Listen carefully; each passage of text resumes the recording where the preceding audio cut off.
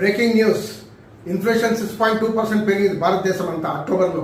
RBI ఎంత predict చేసిందంటే 4.8% పెరుగుతుందని, కానీ 1.4% పెరిగింది. ఫ్లాష్ న్యూస్ ఇంకోటి, ఫుడ్ ఇన్ఫ్లేషన్ ఎంత 11.1% పెరిగింది అర్బన్ ఏరియాస్లో. రూరల్ గ్రామాల్లో కూడా 10.7% పెరిగింది. ఆగండి, ఇంకా ఉంది బ్యాడ్ న్యూస్. కూరగాయలు 42.2% పెరిగింది, గత 5 సంవత్సరాల్లో హైయెస్ట్. నూనె ధరలు 9.5% పెరిగింది, గత 2 ఏళ్లలో హైయెస్ట్. అంటే ఇవన్నీ బాగా వేస్తారు. పర్సనల్ కేర్ ప్రొడక్ట్స్ 11.1% పెరిగింది ఈ అక్టోబర్లో. అంటే మన స్టాండర్డ్ ఆఫ్ లివింగ్ 11.1% తగ్గిందనమాట. మన డబ్బులంతా కార్పొరేట్లకి ట్రాన్స్ఫర్ అయిందనమాట. ఆదాయం పెరిగిందా, జీతం పెరిగిందా, శాలరీస్ పెరిగిందా? లేవు, ఇది మాత్రం తగ్గింది. సో ఇది దేశ ప్రజల, సామాన్య ప్రజలందరికీ బ్యాడ్ న్యూస్ ఇది.